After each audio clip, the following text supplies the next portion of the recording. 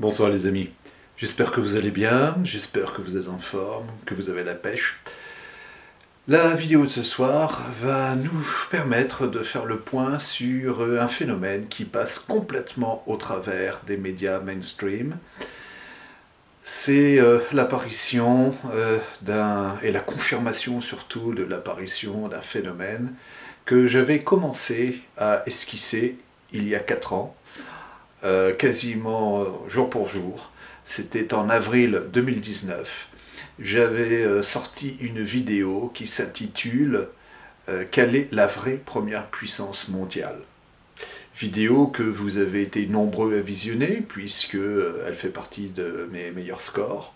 Et à l'époque, j'avais réagi à cette décision qu'on peut dater très précisément. C'est une décision du 26 mars 2018. Et cette décision, quelle était-elle?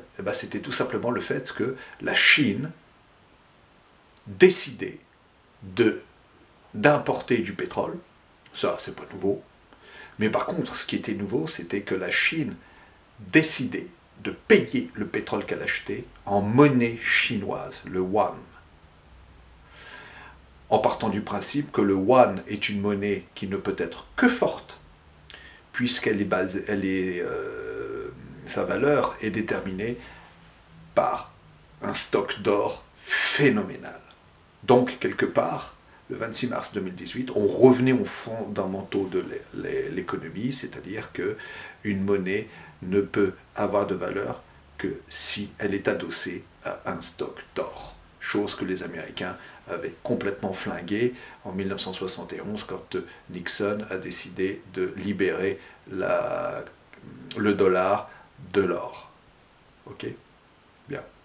Alors, vous allez me dire, que s'est-il passé depuis? Alors, si vous lisez les médias mainstream, vous allez me répondre, bah oui, il y a la guerre en Ukraine, et tatati, et tatata. Bah oui, non, mais pendant que l'Occident regarde son nombril avec la crise en Ukraine, que les Américains inondent l'Ukraine de milliards de dollars de prêts divers et variés, en fait, ils sont occupés à rendre l'Ukraine ultra dépendante des États-Unis.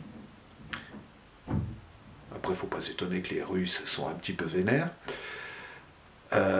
Pendant que nous, on est focalisé là-dessus, les BRICS s'organisent.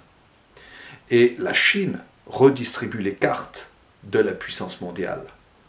Et là, on vient d'avoir encore un coup de tonnerre parce que les BRICS viennent de rencontrer une nouvelle victoire. Cette victoire diplomatique, quelle est-elle? C'est le fait que l'Arabie Saoudite décide de rejoindre l'organisation qui chapeaute un petit peu les BRICS, organisation qui est plus ou moins contrôlée par la Chine, et l'Arabie Saoudite décide de vendre du pétrole à la Chine, pétrole payé en yuan. Qu'est-ce que cela veut dire? Ça veut dire simplement que nous venons d'assister au coup de grâce porté au pétrodollar.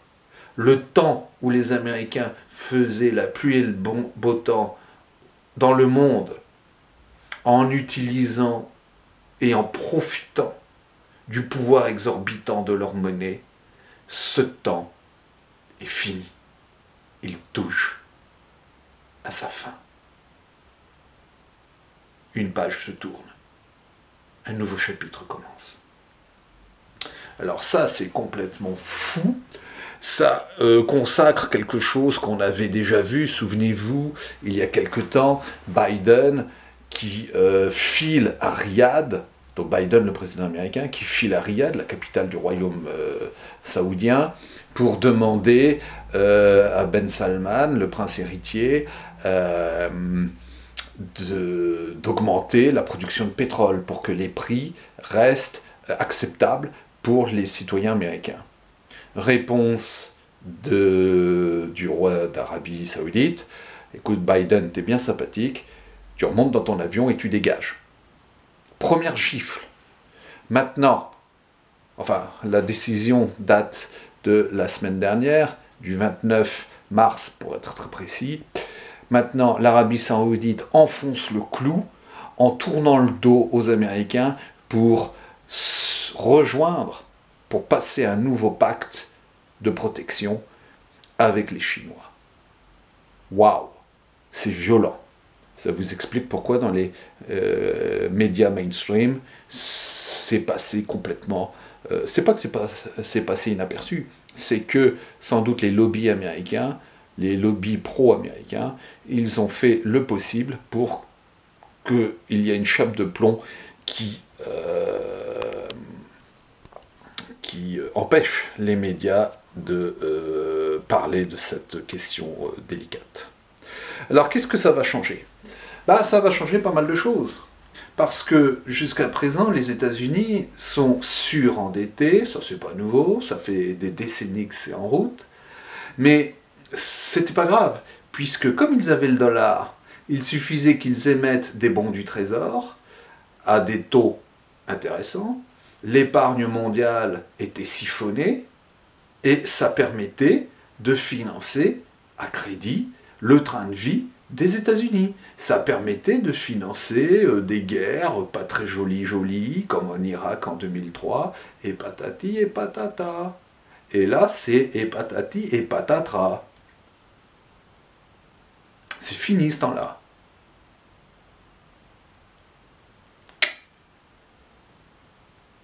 Que va-t-il se passer ? À suivre.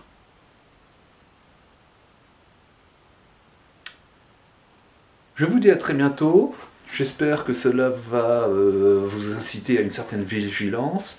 N'oubliez pas, ce n'est pas parce qu'ils sont nombreux à vouloir nous induire en erreur qu'ils ont raison. Donc, abonnez-vous, likez, partagez, commentez. Si vous voulez aller plus loin, il y a mes livres.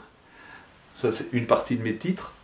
Et puis, on se dit à très bientôt pour de nouvelles vidéos, pour de nouvelles questions, et puis on va essayer d'avancer. Et n'oubliez pas que plus on est nombreux, plus on est fort, et moins ils ont de chances de nous mettre de fausses idées dans la tête. À très bientôt.